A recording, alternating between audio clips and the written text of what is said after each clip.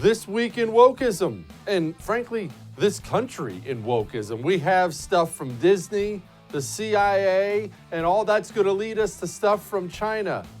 Uh-oh. All that's coming up right now on I'm Right.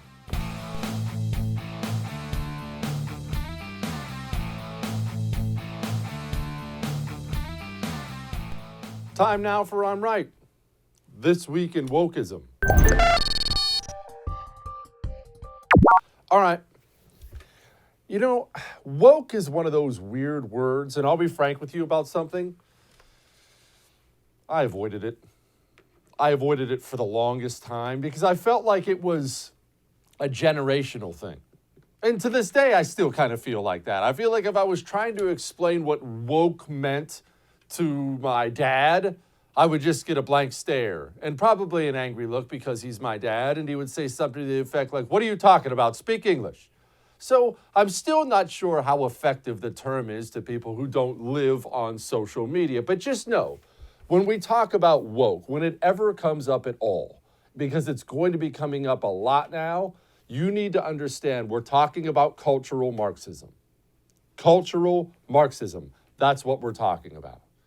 The teachings out there that America is an evil, racist, sexist, anti-LGBTQ country of colonizers that deserves to be brought to its knees. That's what wokeism is. It's also the apology culture out there.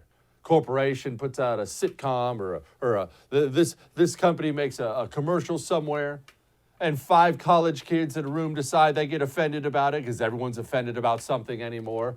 And soon there's a public apology. Wait, what? Why? Tell them to go sit down and shut up. There's no need to apologize. And let me reemphasize this fact. I've told you this before, and I'll tell you again.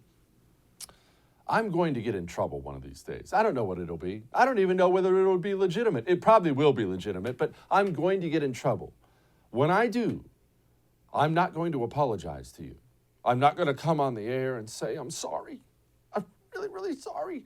That's never going to happen. I'll quit before it does. These public apologies are the most pathetic thing in the world. And 99.99% of the time, the people demanding them, they don't want your apology. They want you on your knees begging so they can feel more powerful than you. Anyway, I'm not going to get sidetracked. You know how long we've been talking about, you and I, being more purposeful with where we spend and don't spend our money? Now, we have to have a tough talk about this because I'm about to bring up a company you've spent money with. Almost undoubtedly, you have spent money with this company. And I want you to know something before I go into this story. I'm not pointing fingers at you. I've spent money with this company. I still probably in some way spend money with this company. I'm talking about Disney. Do you have any idea how many things are run by Disney? And here's the thing. Here's what really gets people like you and I in trouble when we're trying to be more purposeful with where we spend our money. Here's what gets us. They run things really well. My kids want to go see the new superhero movie. If you're a dad and you have to get dragged kicking and screaming to an amusement park, Disney World's the best option. Faster lines, free booze, you know, the things dad needs. If you're taking a vacation, you know Disney has a completely separate vacation department of cruises and trips all over the world. Supposed to be a well-oiled machine. Fantastic. Disney makes your life easier. But that's what the system does, and that's how the system gets you, and that's why we talk about the system all the time and how hard it is to resist it. Because the truth is, life is easier when you just choose to take part in it. If you choose to fight against it, life is harder. Life can be miserable. How purposeful are you with your dollars when it comes to Disney? That's not me judging. This is me from a position of guilt. That's not me judging you. How purposeful are you with your dollars when it comes to Disney? Well, let's go over a couple things here, and then you decide. You have to decide. Do you want to pay them for this or not? It's your call. The wokest place on earth is the headline. We have Chris Rufo, who'll probably be on our show later on this week. The dude has been dynamite, leading the charge against critical race theory. He has a bombshell report out there with multiple whistleblowers about Disney's new Reimagine Tomorrow program for their own employees. What is it? Well, let's go over some of it. Here's one. What can I do about racism? And this is a screenshot from the leaked materials. Again, this is not all I heard from a guy who heard from a guy who heard from a guy. This is leaked materials. Quote, if you're feeling confused, shocked, or have recently awakened to systemic racism, recognize that this is probably not new to your Black/African American colleagues. Avoid messages like, I can't believe this is happening. The murders of Breonna Taylor, Sean Reed, Ahmaud Arbery, George Floyd, Tony McNaid, Nina Pop, Rashard Brooks, Adam Traore, and countless others are part of a long history of systemic racism and transphobia. Oh, you thought that was as bad as it got? You have another thing coming. Employees should be looking forward to equity, not equality, and must reflect on America's racist infrastructure. Employees are also, oh, you'll love this. Employees are also given an exam, a self-exam. What is that self-exam? Well, it's to check their white privilege. And some of the items reading, I am white, I am heterosexual, I still identify as a gender I was born with. I want you to understand something. This stuff right now, it's so easy for you and I to hear this stuff and do this. And then kind of move on with our day, right? This stuff is destroying the United States of America. This isn't just taking place on some jerkwater college campus somewhere. This stuff isn't just taking place at Disney or Coca-Cola or Nike or any one of the other mega powerful corporations out there in a position to crush this country who are now teaching this stuff and spreading the message, not just to their employees, across the airwaves. This stuff is spreading to every single cultural institution you have. Cultures have pillars. Cultures have things that hold up the culture. All of ours are rotting from within because of this disgusting filth, this cultural Marxism that is teaching Americans to hate America. And I have said this before, I will say it 1,000 times. Patriotism is not some hokey, oh, here we go with the patriotism thing. In the history of the world, read it, study it, you will find patriotism. The citizens' love of their country is a necessary thing if a nation is going to continue to exist. And when you don't have that anymore, your nation, it's already over. It's only a matter of time. And why is that? Why does it happen that way? Well, remember, because if I'm a patriot, I love my country. I've been taught by my parents and by my education system. I've been taught I'm blessed to be here in America. America's a great place. America's worth fighting for. If that's my belief system deep down inside, what does that do? Well, what do you feel about things you love? A spouse, if you're lucky. I'm kidding. A spouse, a child, mother, father. Don't you feel an obligation to things that you really genuinely love? That's what patriots feel for their country. You feel an obligation to serve it, to protect it, to make sure that country stays strong for the next generation because it's worth fighting for, right? But if you're a person, and we have millions and millions and millions of these people in the United States of America right now, if you're a person who believes, if I'm not a patriot, if I'm one of these dirtballs at Disney, and I think this country sucks, this is a racist place. It's been evil to black people and evil to women and it's terrible to trans people. And I'm sure it's a colonizer. This place sucks. Well, am I going to spend 5 seconds of my life worrying about protecting it? Worrying about making sure it continues? No. In fact, in my spare time, I'd probably want to trash the place and make sure it gets brought down. It deserves it anyway.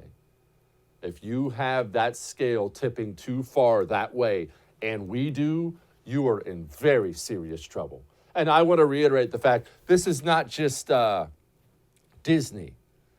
The Central Intelligence Agency is putting this garbage out for recruiting videos. That's the most amazing part. It's not just these crazy CIA videos. You know, we showed you ones last week. I'm the intersectional cisgender. We showed you that one last week. It's not just that the CIA is putting out these videos. The CIA is putting out these videos to future recruits saying, this is what I'm looking for. You thought the last one was bad? Oh, wait, there's more. I want you to picture this before I play you this ad, because it could be benign if you're not in the right mindset. I want you to picture this. China has an economy equal to ours. China's Navy is equal, if not has surpassed ours. They are a country of 1 billion people. They are very vocal about the fact they want to bring down the country and take over the world. They're an imperialist nation. And China's spy agency wakes up every single morning and they eat and sleep and breathe destroying the United States of America. They want the smartest, strongest, let's go. Whatever we have to do to defeat America, we will do it. What's our Central Intelligence Agency doing?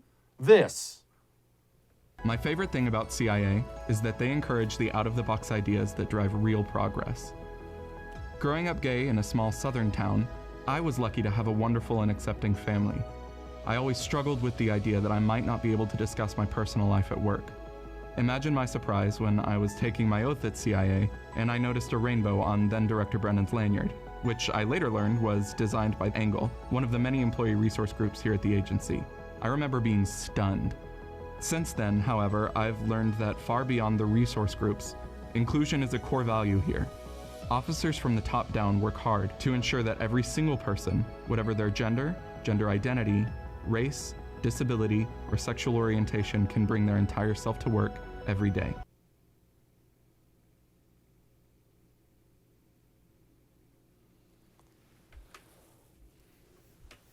We're just going to move on. I just want you to understand. I've talked to you about this before on the show. I know you may not geek out on history stuff the way I do, but I want you to understand this.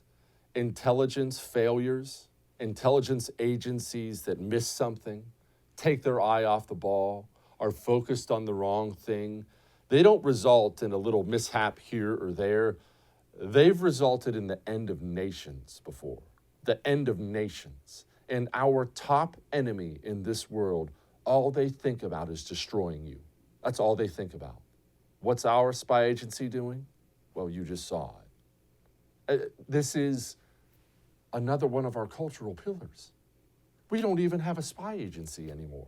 We have elected representatives saying things like this. This is from Cori Bush. Get this. Every day, black birthing people and our babies die because our doctors don't believe our pain. My children almost became a statistic. I almost became a statistic. I testified about my experience. Hear us, believe us, because for so long, nobody has. And then, of course, the pro-abortion group comes out and says, when we talk about birthing people, we're being inclusive. It's that simple. We use gender-neutral language when talking about pregnancy because it's not just the cis, I don't know how to say that word, the cisgender women that can get pregnant and give birth. Reproductive freedom is for everybody. No, it's actually just women that can give birth. And you see how fast these things happen. If I were to tell you, I want you to put yourself in this mindset. If I were to tell you 10 years ago, 2011, and I were to come tell you that you shouldn't call a woman giving birth a woman, you have to refer to all of them as birthing people because you have to understand if a dude decides he wants to be a woman, he can just go get his twig lopped off and he can go have kids. If I were to have that conversation with you 10 years ago, you would say, okay, that guy's a freaking weirdo. I'm never talking to him again. But if I were to tell you 10 years ago that from the highest levels of power in this country, major corporations, elected people, from the highest positions of power, people would be talking like that, you would have said, okay, can we get this guy institutionalized? He's out of his mind. That would never happen here. You think this is bad? You think this is bad? It gets worse. And don't ask me, Jesse, how does it get worse? What's next? I have no idea because I don't think that way. They do think that way, though. While you wake up every single day, you try to provide for yourself and your family, make your life better, make your country better, but make your workplace better. You wake up with an obligation every day. Better yourself, better your nation. I know you have some up days and down days. We all do, but that's how you wake up. You, as that person, can't understand what it's like to be these people. They wake up every day and think to themselves, what can I destroy next? There's got to be something. We can't ever understand that mindset, but we do very much have to stop it, very much so. All that may have made you uncomfortable, but I'm right. Home title lock. You understand that I'm not just here telling you about it, right? This isn't some made-up thing, because I know a lot of people have never heard of home title theft, where they steal your home title and rip you off for everything. I'm not just making that up. It's not just me. It's not just the FBI warning about it. The crooks are telling you about it. Nobody thinks that I can take their house and borrow against the house. Oh, no, I have title insurance for that. No, it's in my name, or he would have to get some special document. They would call me. Nobody's calling you. After I've stolen the title, borrowed against it, or sold the property, or done whatever I've done with it, it's 60 to 90 days to even figure out that they're the victim of this crime. By that point, you start getting foreclosure notices, and you realize you've got 4 mortgages on your house. Not only that, you don't even own your home anymore. It's not even in your name. 4 mortgages. You ready for that letter? Couple months from now? Four mortgages? You ready to be financially destroyed? Go get Home Title Lock now, because they detect any tampering and stop it like that. HomeTitleLock.com. Make sure you use the promo code RADIO when you do that. That gets you 30 free days. We'll be back.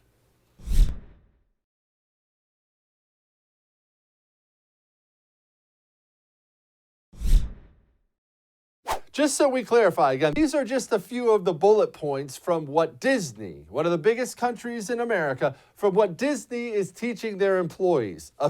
75 things white people can do for racial justice. Understand and defund the police. Oh, very nice. Participate in reparations. Decolonize your bookshelf. Find and join a local white space. Joining me now to talk about that is the opinion editor at Newsweek, and also he's an Edmund Burke Foundation research fellow, and he's my friend Josh Hammer. Josh, what exactly does it mean to find and join a local white space? Jesse, I would be lying to you if I said I knew. What I can say is that what Disney is doing, Disney is like about as iconic an American corporation as it gets, right? You got Disney, Coca-Cola. It's hard to get more American than that. I was just in Disney World in February, actually. It was my girlfriend's decision, to be clear. But, the girlfriend wants to go on a trip. She gets what she wants and all that stuff. But, Disney World is supposed to, if someone like me can go there, it's theoretically supposed to be an open space for whatever your political viewpoint is. Freaking like Dumbo, Fantasia, Cinderella. This is not supposed to be politicized. This is about as American as apple pie and baseball. But what they're doing here, and, God bless Chris Rufo, who's doing just the Lord's work as far as kind of getting all this whistleblower stuff, whether it's San Diego critical race theory, whether it's Disney. He's just kind of doing yeoman's work right now. But I would be lying to you if I said I knew what they were even talking about when they're using this kind of rhetoric. I guess my question is for Disney, for the CEO and kind of the top dogs there, are they going to go back and recolor Cinderella and the animation lines? Where does this end? I literally don't understand where this ends. Apparently now they put in sensors on when you view Dumbo now to warn you about insensitive content. It's just very sad. And this is not just a Disney phenomenon, obviously, Jesse. As you and I both know, this is kind of just this is the game now. This is literally what's happening in the Fortune 500. So, but it's eye-opening. When a company as big as Disney does it, it definitely raises our eyebrows. Josh, well, by the way, don't laugh, anybody, when he talks about recoloring Cinderella. If I woke up tomorrow morning and saw that they were doing it, I wouldn't bat an eye. And if it would surprise you, then you haven't been paying attention. There's nothing these people won't destroy. And Josh, answer me this, because why isn't Why isn't more legally being done to stop this? Or is there nothing legally you can do? Does an employee at Disney, what are the rights out? Does an employee have the right to say, no, I'm suing you for all the money in the world, you can't teach me that I'm evil? Is that happening? Should it be happening? Can it happen? So I'm not a labor lawyer by training. There probably are some creative labor law lawsuits out there waiting to be filed. What I can speak about a little more clearly, and I'm kind of waiting for this ship to sail. I feel like we've seen a little bit of it, but one thing that I am expecting a lot of over the next few years are shareholder lawsuits. I'm expecting a lot of kind of corporate law legal activists. I've actually had some private conversations with some kind of older law school friends of mine who are thinking along these lines. They're actually kind of actively planning to file something, not necessarily for Disney, but for a similar company. Because the theory here, it's debated in corporate law, the obligation that the company has, whether it's just to the shareholders, whether it's to the broader stakeholders. But to kind of oversimplify things, it's basically black letter corporate law that your primary obligation, if not your sole obligation, is to the shareholders. So I'm kind of waiting for a corporate lawsuit where kind of a big shareholder, or not even necessarily big, you literally could buy one share and probably get a cause of action there, basically saying that from all this nonsense, from purposely isolating and telling half America that you're effectively not welcome at this company, that you are therefore undermining shareholder value. So I'm actually expecting some corporate law lawsuits. Employment and labor law, maybe, but I would expect more activism on the shareholder front, honestly. Josh, what can people do to fight back? I tell people all the time, and look, I've made the same mistake. I've been at Disney World. My kids want to go see the new superhero movie. But I'm telling people now, don't we all, myself included very much so, have to be more purposeful with where we spend our money? Because you brought up the shareholders. Surely the shareholders, if they finally started getting hit in the profit loss sheet, will do something about this nonsense. So look, I think it's an ongoing discussion what we on the right do, whether or not like counter boycotting is an effective strategy. And, here's where I basically come down on this. Will a concerted right of center effort to kind of counter boycott these woke capitalists, these technologists, will it amount to anything? I'm not so sure. I mean, as a matter of kind of cultural, institutional, political capital, the American right, conservatives are drastically outnumbered. We're under siege. We hold power in way fewer institutions. So it's not obvious to me that a concerted boycott would be as effective.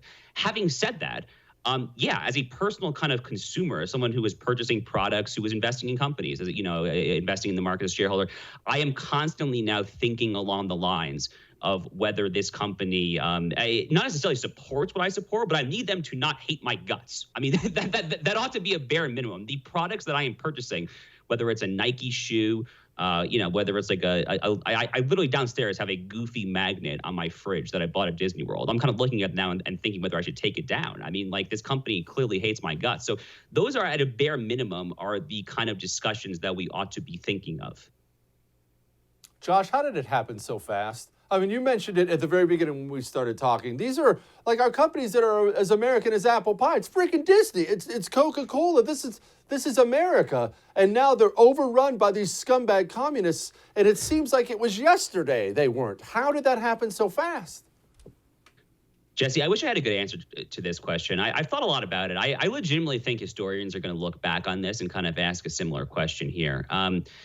I think there's a lot of factors that are kind of, there's a confluence of a lot of factors, okay? Religion in America is on the decline. As you and I both know, church attendances are declining year over year. There's kind of the rise of the no's, the rise of the no affiliations.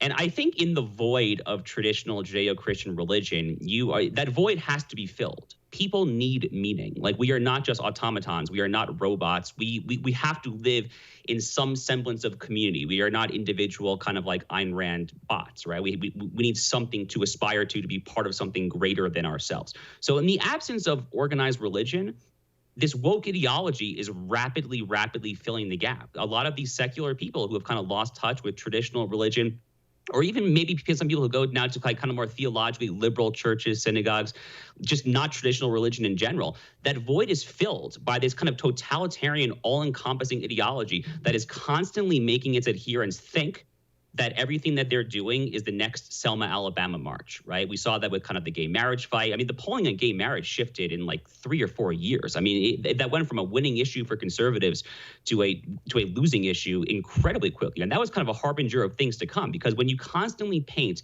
everything that you are doing, whether it was gay marriage then, whether it's Black Lives Matter, critical race theory now, as basically telling its adherents that this is the cause of the day, that you are standing right in line with Martin Luther King marching in Alabama in 1965, then its adherents are going to take that as the mother's milk when they don't have anything else to turn to, when they don't have God or religion.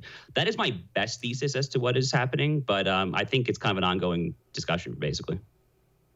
No, I don't necessarily think you're wrong. Do you think that they're winning on the Black Lives Matter thing still? Obviously, I know they won over the last year, without question. We watched 99% of the right get down on their knees and beg for forgiveness for something they didn't do. But is that going to last? Is that going to change minds in the end?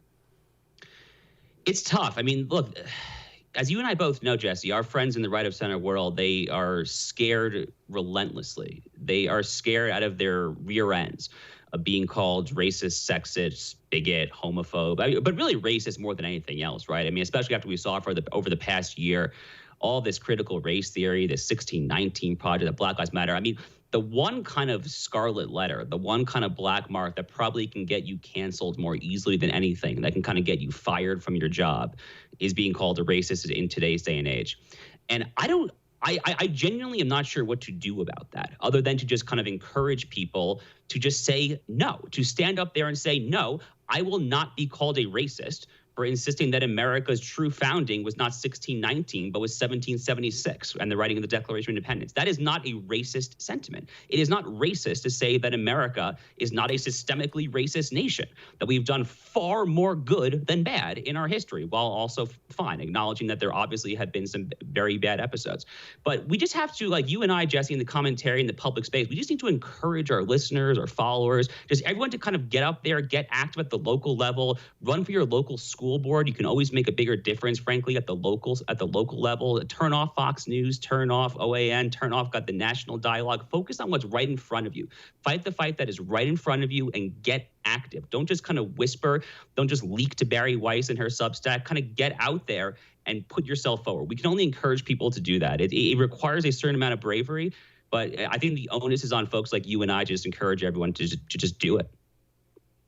Amen. Josh Hammer, everybody. Thank you, my brother. I'll see you soon. See you soon, buddy. He's not wrong. We got to be active. Look, how long have I told you about Mammoth Nation? It's been forever. Be active. Look, that's the easiest way in the world to be active. You want to get involved? You want to do something? I'm not telling you to do something I haven't done or just, Mammoth Nation. I'm a lifetime member. I'm a lifetime member. When you join Mammoth Nation, your money goes to exactly what he's talking about. Candidates running for office who aren't whisperers, who are fighters, to causes that matter for us. Second Amendment. What do you get out of it? Well, doesn't hurt to get some discounts too, does it? Shopping, hotels, telehealth, wireless. Go to mammothnation.com/Jesse. That's mammothnation.com/Jesse and sign up. That's a great first step. We'll be back. Have you ever heard of the book, The Sword and Shield? I'm just promoting a book here out of nowhere on the show. I don't know the author or anything like that, but I do know this. It was a book that essentially outlined the things the Soviets did here in America. And what blows you away, I don't expect you to read it. You can if you want. It's a wonderful book. What really blows you away was the scale of how committed communists were to getting here in every part of society. It would be nothing if I told you the communists were trying to infiltrate the CIA or the military. You'd say, yeah, I can see that. No, they infiltrate everything. They wanted their people absolutely everywhere. And so we lose sight of this when we read things like history. The Soviets used to do that, those dirty scumbags, and we kind of slough it off. We think to ourselves, thank goodness those days are over. Those days are not over. The communist Chinese are so deep, so deeply entrenched in this country, I don't think Americans fully realize it. I mean, let's be honest, I don't fully realize it. And I know a ton about this stuff. Everywhere you turn, their fingers are in us even deeper. We understand that Joe Biden is the president of the United States of America. No, I'm not going off on that. His son is Hunter Biden. Hunter Biden has China dripping all over him.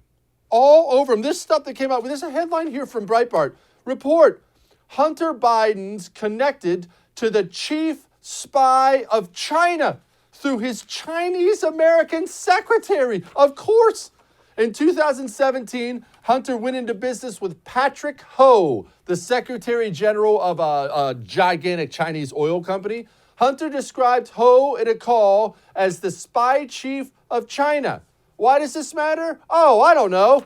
Emails from Chinese-American assistant Gigi Bao. If I screwed that up, I can barely speak English, okay, let alone Mandarin. Chinese-American assistant Gigi Bao telling Hunter his father needs to run for president and listed talking points to combat criticism of Hunter's dealings with China. Hunter, your dad needs to run for president. That would be really, really good for us. Wink, wink. Oh, by the way, should any of our dealings come up, here's a list of things he should say. Don't worry, we've researched this. Is this not creeping you out? Oh, wait, there's more. Emails telling Hunter to go ahead and pillage the company. Quote, here's my 2 cents. Whatever money from Hudson West, that's the company they were involved in, please take them. Take as much as possible or figure out a way to spend them for your own benefit. It doesn't matter whether the leftover operational fund for Hudson West is labeled as personal goodwill loan or a non-recourse borrowing/drawing. Just take it and keep as much as possible. If you do not take that money, the money would end up become nobody's money. So it's better to use it for good. Nobody's money means they take away whatever you give up to nobody who knows where the system it will end up, and whomever stranger might simply take the money for granted. I mean, that was a lot of information. That was a lot of emails. So let me just break this down. On top of Hunter Biden's other dealings with China, on top of Hunter Biden hopping on, I believe it was Air Force Two with his father, Joe, when Joe was vice president, and taking a trip to China. They landed in China together. Joe Biden went off to do official things. Hunter Biden went off to line up these business deals. On top of all that, we have links between the President of the United States of America's son and the spy chief of China. Wrap your mind around that. And you do remember, right? It was like 5 minutes ago when we were talking about our Central Intelligence Agency. China's spy agency, they have a secretary working for the president's son. America's spy agency is worried about making sure gay people feel included enough as they put books back in the library. Who do you think wins that game in the long run? Talk about making you uncomfortable. I just creeped myself out. Gosh. But look, what am I going to say at this point? People don't think about these things when they're thinking about electing a president. The foreign policy stuff, especially spy stuff, right? Oh, spies. There's spies everywhere. You can't sell that on the campaign trail. That's not sexy. You sell, I'm good old Joe, just a hard Scrabble dude from Scranton. And people buy that stuff, and they don't look into anything for more than 5 seconds before they go to the polls. Honey, who should we vote for? I don't know. Donald Trump was kind of mean. I didn't like his Twitter. Let's vote for the other guy. Oh, wow. There's a Chinese spy in the White House. Whoops. You get what you get. Don't throw a fit. All right. If you're trying to quit dipping, or you're trying to quit smoking, or you have a friend or family member who's trying to quit, or maybe you just want them to quit, hear me out here. I talked to you about Jake's Mint Chew a lot. You know, they have 11 different flavors of long cut, and that helps a lot. But let me focus on one thing they have for a moment.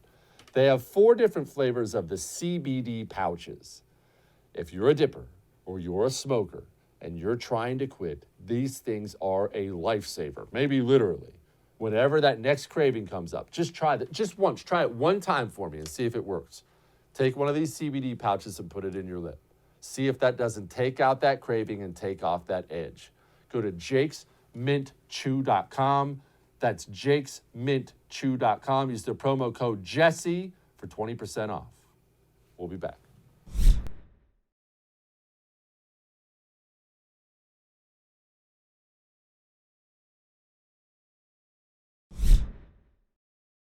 Well, it's no secret the blame police for everything movement has been an absolute utter disaster. And that's not a left or right thing. That's not Republican or Democrat. The numbers that show up when you actually look at the uptick in violent crime and the retirement level of the officers, it's been a complete disaster.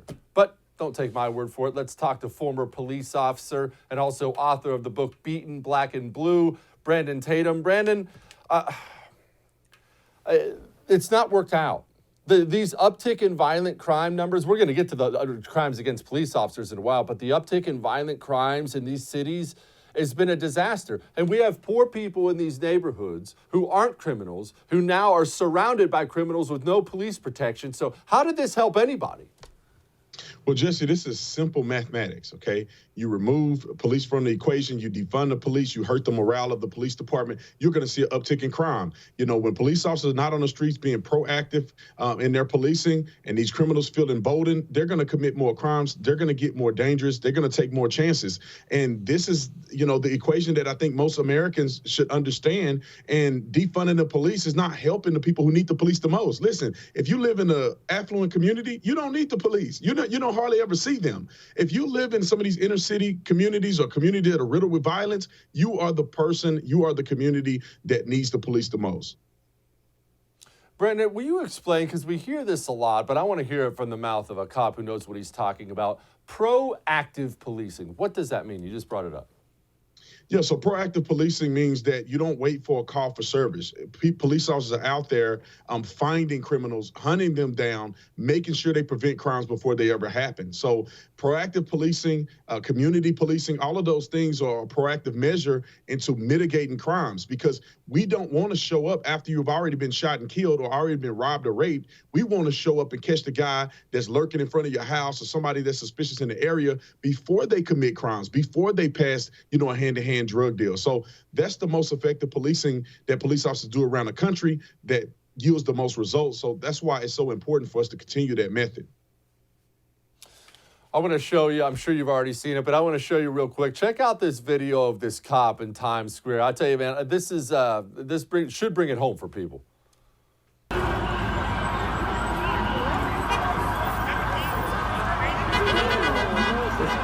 a boy. Oh, he's a boy. Or do you think Carrying a little girl. They're carrying a girl. yeah, but or do you think because that's like a daughter of That, ladies and gentlemen, is a cop carrying a 4-year-old child and saving its life, by the way. Brandon, nobody gets to see that anymore. Why a weaponized media against the cops? Why aren't those stories featured all the time? Well, it's not sexy enough to see a police officer rescuing a young child and taking them to safety, and also the paramedics and everybody that worked together to make sure they preserved life of this kid that was shot unnecessarily by some thugs and criminals who, if we were proactively policing and took the reins off police officers, they'd probably be in jail at this point. So, these things happen often. When I was a police officer, I've saved countless amount of people. It just, nobody was there to record it. It wasn't captured on body-worn camera, because we didn't have body-worn cameras at the time when I was patrolling. At least I didn't have one assigned to me. So this happens on a day-to-day basis. What do people think police officers do all day? It's not traffic stops. It's not getting in officer-involved shootings. It's saving people's lives every day, all day, 24 hours a day. Brandon, what is your take on those body-worn cameras? I've heard things from cops on every side of the issue. What's your take on them? Well, I think body-worn cameras are incredible for transparency. The more you're transparent, the more the public will trust you, and the more you can get your job done. However, I think there should be parameters. When an officer is speaking in a private setting, you go to the restroom and, other things like that, you shouldn't have a body-worn camera on. A body-worn camera should only be utilized while actively investigating. And I think if police departments keep that parameter there, it's nothing wrong with body-worn cameras. When I was a police officer, I didn't have a body-worn camera, but I acted as if people were recording me all the time. Therefore, you have integrity. You don't have to worry about something getting leaked or somebody finding out something you said that you shouldn't. You should always act with integrity, whether or not you have a body-worn camera on or not. But here's the thing. I am excited about body-worn cameras because I wish that more police departments will show the heroic efforts of law enforcement, the heroic, rescues that are captured on the camera, not just shootings. Brandon, I have some pretty ugly numbers here. I don't know if you've seen these. This is just from January to April. We have 91 officers shot, We have 19 of them killed and 23 of them shot in ambush attacks. I will tell you, on top of obviously the loss of life and the injury and these things, which is it's terrible, my main concern going forward, what I've been screaming about is good cops, smart, talented people such as yourself with options. They're not going to stand for this anymore, and they're just going to go. They're going to go be accountants or lawyers or farmers or whatever they're going to do because they're not going to live and they're not going to do their job in a country that demonizes them. And therefore, the police force is now going to be full of turds because the good guys are going to leave. Am I wrong? Yeah, I mean, I think you're pretty accurate about what you're saying. And we experienced this in the Tucson Police Department when they couldn't get quality officers and people were leaving the department. They had to lower the standards. So when you lower the standards, you get an influx of people who may not be the most qualified. You know, it's sad to say, but people are going to leave this profession. Police officers are the most dynamic people on planet Earth, and they can work anywhere in the country. If you are a police officer, you can do just about any job. You're talking about stress. You're talking about handling, accountability. You're talking about being able to work and without oversight in an environment where you're constantly on your toes. Police can do anything except policing. So you're going to get good quality people that can change your community. They're going to leave and they're going to do something that's more safe, that pays a lot more money, and they don't have to worry about the ridicule. Brandon, how does this situation reverse itself in the cities? I'm not worried about the burbs. I'm not worried about rural America where I live. Like you said, we don't see cops unless they're stopping by for a hot dog on 4th of July. But the cities that are just in this death spiral right now, blame the cops, more crime, blame the cops, more crime. When does this stop? When does it end? Well, enough people get killed in the community and you keep seeing crime increase by three digits, you're going to see people start changing their minds. We need to get rid of these brain dead mayors, get rid of some of these city council members that are pushing these feckless chiefs into office or into position where they're not serving the community. I mean, I'm fine. I'm gonna be honest. Like, I'm safe. The police officers drive out here and say, "What's up, B. Tatum?" and they keep rolling. We sometimes we left our garage open for a few days and never had a single person walk in our garage. We're safe. South Phoenix and other places around the country, they are not safe. And if they want to be safe, if they want to have an environment where their property value goes up and their kids can go to school without worrying about getting shot in the head, then they need to stop supporting these brain dead politicians and start supporting law and order and having these police officers have more training, have more support so they can be there to protect them when they can't protect themselves. Brandon, we have loudmouths like this Patrice Cullors of Black Lives Matter. She's, of course, funneled a bunch of money to a business run by the father of her kid. I mean, these Black Lives Matter people were getting rich. We have the loudmouths all over TV. Cops are racist and all this other stuff, and we don't want them anymore. How much support does that cops are the problem thing have in the inner city communities? I continue to hear from people, they don't feel that way at all. The loudmouths on TV feel that way. The people in those communities do not. Well, I think I have to agree with you again. These people like the CEO or the founder of Black Lives Matter, one of the co-founders of Black Lives Matter, these people are living in a fantasy world, and they play on your emotions to line their pockets. There's no way in the world that any black person in America should support Black Lives Matter after they've been exposed that the leader of Black Lives Matter is buying houses in white communities. I mean, she's not even putting economic growth in black communities in her own personal life. And then you look at how much have they donated to the dead black bodies that they're raising money on. George Floyd, nothing. Michael Brown, nothing. Breonna Taylor, nothing. Jacob Blake, nothing. They have donated nothing to these people, not even including the young children that are getting smoked in the inner city in drive-by shootings, the young lady, Jaslyn Adams, at McDonald's, in the McDonald's drive-thru. They have donated. They have not given any time, effort, energy, not a T-shirt to nobody. So I don't understand how we keep getting tricked. Unfortunately, a lot of people are tricked. But many people who live and they experience these violent behaviors, they know better. But the ones that talk the most are the ones that's the most brainwashed. Man, that's a fact right there. Brandon Tatum, thank you so much, my brother. Come back soon. All right, Jesse, anytime. Look, I'll be honest with you. And I know this is not the line people take on the right. These poor people deserve better, man. There are a lot of people who are born poor. You're born in some crappy part of town, in a big city, and you're born poor, and that's not a crime to be born poor. That's a lot of people in these neighborhoods, and they're just thrown to the wolves now because people on the left and the right weren't strong enough to push back against this cops are a bunch of racist KKK members hunting down black men for no reason whatsoever. Everyone wanted to run to the cameras. You remember, even everyone on our side, everyone wanted to run to the cameras. Look at how not racist I am. I'm the least racist person ever. Okay, that's very nice. That's a nice sentiment. Now these poor people, they're screwed, but at least you got that out there. Good for you. All right. We'll lighten the mood in a second.